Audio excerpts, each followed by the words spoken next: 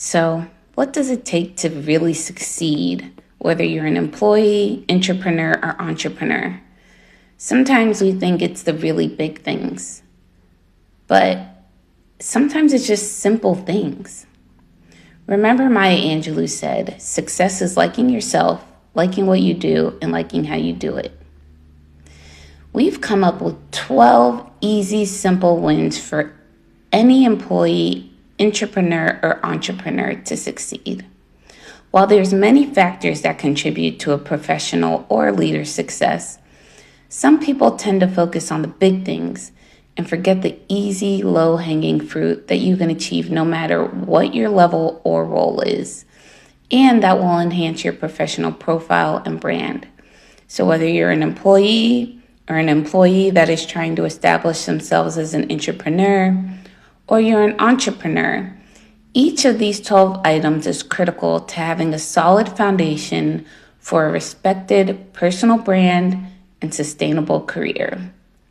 And each of these items is important, so they're not in any order of priority. Number 1, use emails and chats efficiently. Take a moment and review your message to make sure it makes sense.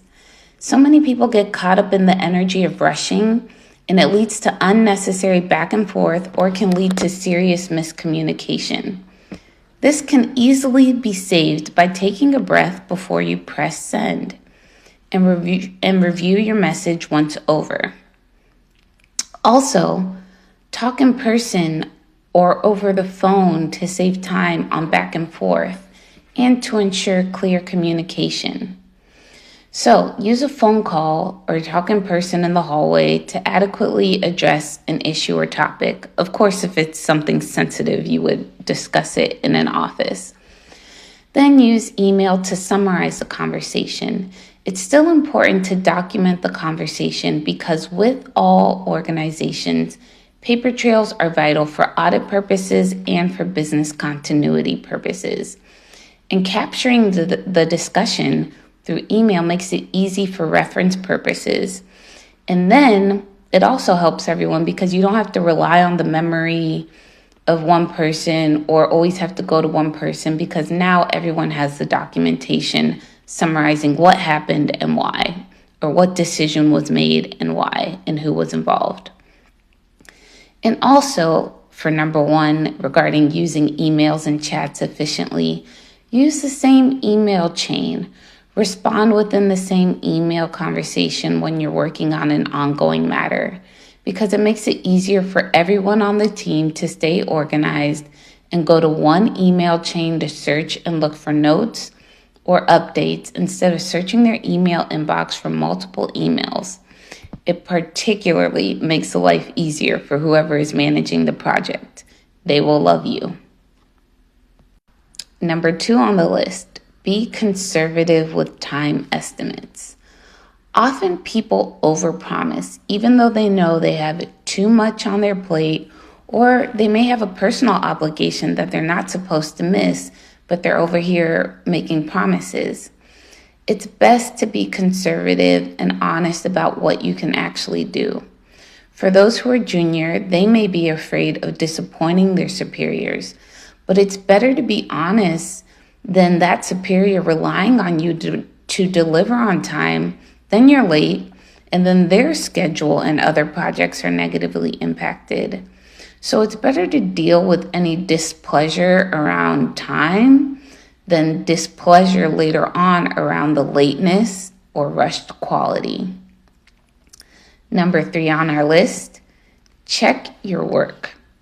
A really simple and easy win is to check your work and make sure there's no mistakes, spelling, grammar, formatting, etc. And particularly if you work with data analysis or you're in some other technical area, it's important to have a colleague check your work.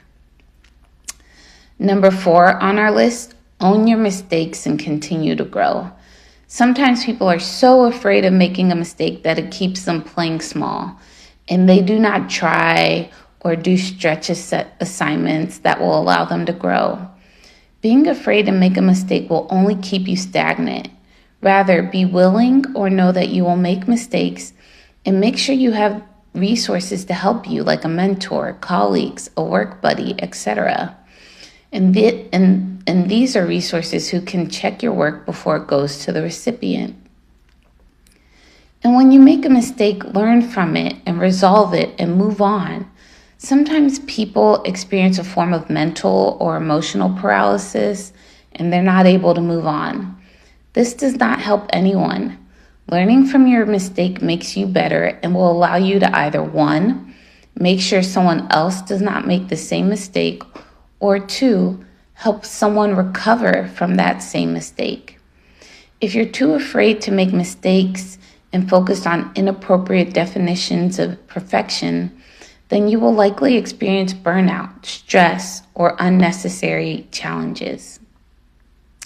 Number 5 on our list, communicate with respect and be direct, not rude. An easy win is talking to everyone with respect. A simple win that may be hard for some people is to be direct and honest. It's better to be direct and frank so communication is clear and to minimize or eliminate misunderstandings. Now, some people confuse being direct, frank, honest with being rude.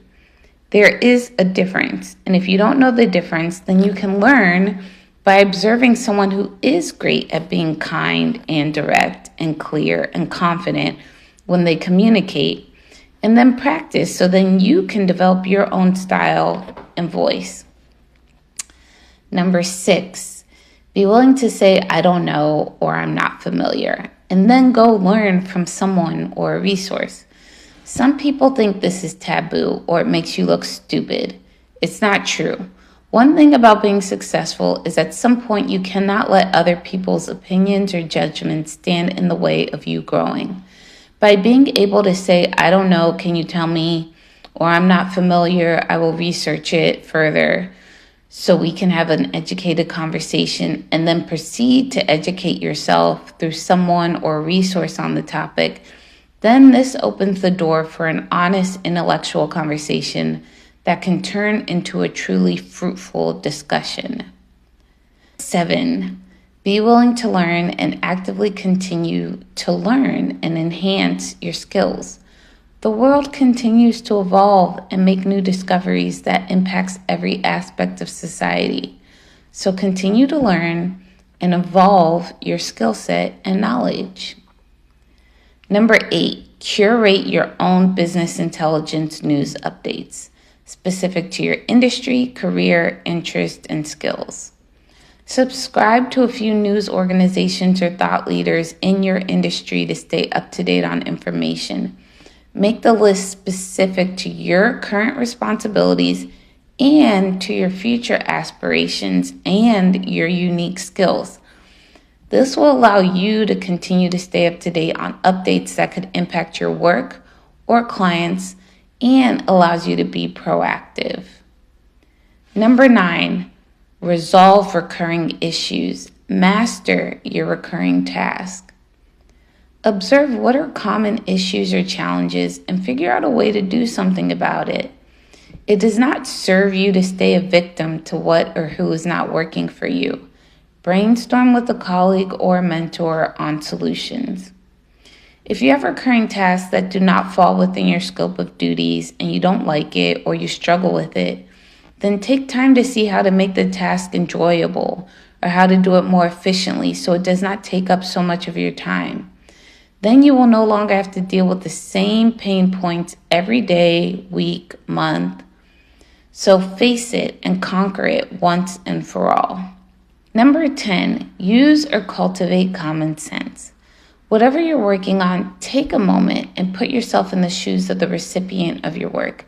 Think about what you would like if you were them, or what you have noticed they would like, and then incorporate it. And with presentations and correspondences, take the appropriate time to present information in an easy manner for the receiver to read or review. In this day and age, there is such a thing as a bad question. Consider your audience. Consider the moment. Take time for simple matters to seek the answer on your own as best as possible. So then you can have an informed conversation. Or if you have follow-up questions, at least they will be educated questions. This will strengthen your own problem-solving skills and make you better. And last, know when to ask for help. Number 11, ignore fear and speak up. Do not let fear keep you from speaking up. If you keep emailing someone and they're not responsive, then go find them and discuss it. This does not need to be aggressive or conflict. Just a simple conversation in person to talk about in the moment, or set up a time to talk about in person. If you're shy, then it is best that you work on it. It's not noble or humble to be shy, because all that does is deprive you, your community, your organization, and the world of your unique perspective and skills and gifts. Number 12, take care of yourself. Find what balance is for you and live it. It's important to have a healthy work-life balance, but not based on a magazine standards on work-life balance. You have to determine what balance looks like for you. Is going to depend on you, your loved ones, your interests, your career, your health. And what looks like balance may need to change over time as different aspects of your life change. So this is something that you will always need to revisit and recalibrate. Nobody wins if your health declines or you're prone to burnout. Here's an example for you to reflect on. I had a project where one of the consultants we were working with passed away over the weekend. We were all shocked by the news and felt for her family and community. But the truth is, after a few days, her company found a replacement and her role in the project continued without her. Not that her death was due to the project, but the point is that the work will continue without you. Yes, this is an extreme example, but nonetheless true. So it's important to figure out how to have a healthy balance so you are truly living a full, healthy life. A healthy balance makes you a better employee, entrepreneur. People like to make the excuse that it's complicated or it's not easy, but really and truly it probably is simple. It's just hard for you to act on because of your beliefs or circumstances. But regardless, it does not mean something doesn't need to change. So find small steps to work towards this and start building a well-rounded life. Only you can define what a well-rounded life is for you. For one person, that may be a life predominantly of work, but they are genuinely and truly at peace and happy. While someone else, it's 50-50 work and family time, or 50-50 work and hobbies, etc. It all depends on you and what your definition of happiness is. We have a free handout that you can download of these 12 easy, simple wins to succeed in the description below. If you want to take action and transform your work life so you can have freedom, then enroll in our courses today and obtain the resource guides you can use over and over again to make your life easier, no matter what role you are in. At GMTA, Great Minds Think Alike LLC, we care about the practical and tactical and provide business development and professional trainings for those who want to be great in their career or business and deliver on time, on budget, with quality, and without the burnout.